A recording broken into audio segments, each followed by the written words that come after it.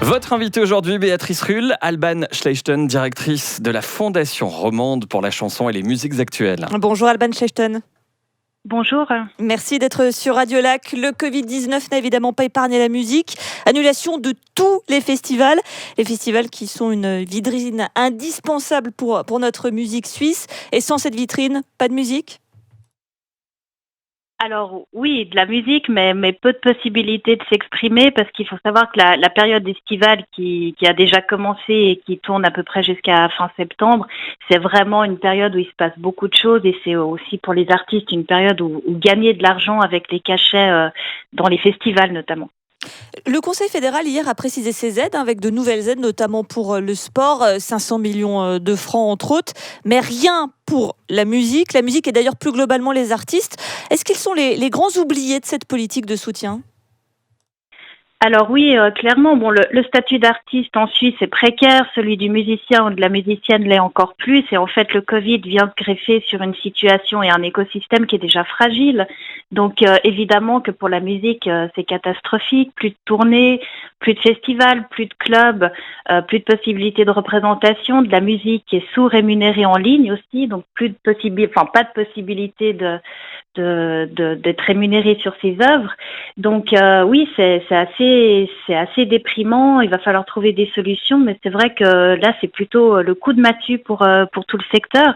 Puis il y a vraiment tout un écosystème qui vit autour de l'artiste. Il y a les concerts, il y a les agences qui programment les artistes, il y a les clubs, les festivals, il y a les éditeurs, les labels qui dénichent en fait ces artistes. Donc il y a vraiment tout cet écosystème là qui est très très fragilisé parce que c'est vraiment des petites structures. Alors vous venez de le dire, c'est de petites structures dans un petit marché. La Suisse, on sait que c'est déjà pas évident pour les artistes et tout l'écosystème qui s'y greffe de réussir à vivre.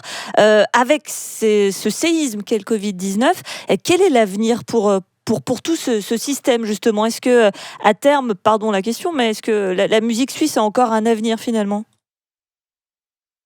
Alors le talent des artistes suisses est quand même là. Après, comment est-ce qu'il va pouvoir se présenter ces prochains mois ? C'est vrai qu'actuellement on n'a pas la réponse. Il y a beaucoup d'artistes qui se présentent en ligne, mais bon, c'est pas forcément une solution qui est viable à long terme. De nouveau, en raison de la rémunération.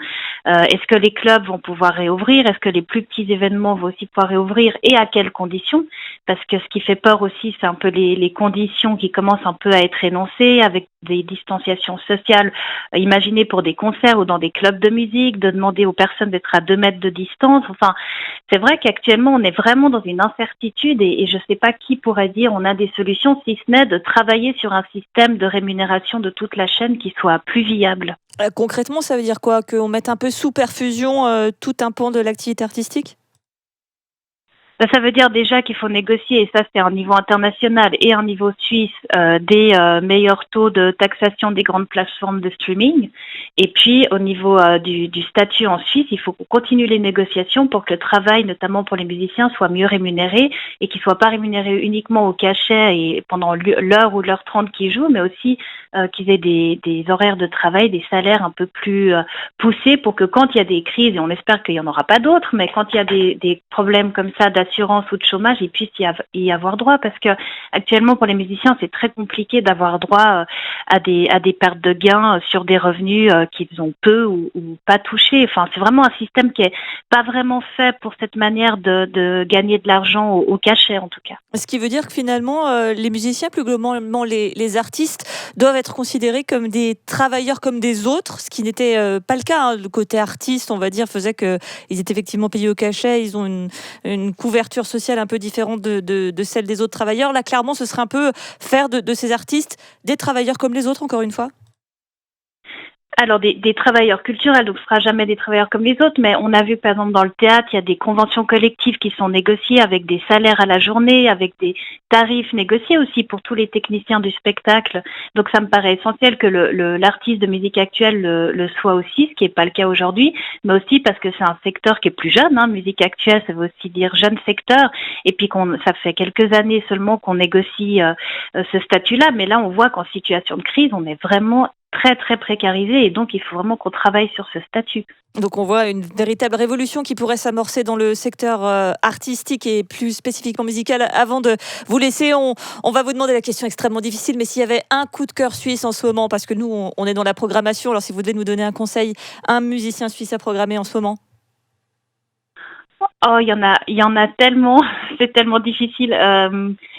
Je pense au dernier, à mon dernier duo que j'ai pas pu emmener en festival, qui est un duo fribourgeois qui s'appelle Baron Baronne. Voilà, je pense à eux très fort. Et puis à plein d'autres aussi, et tous ces talents suisses qui font preuve aussi de créativité au quotidien. Et voilà, je les soutiens du mieux que je peux.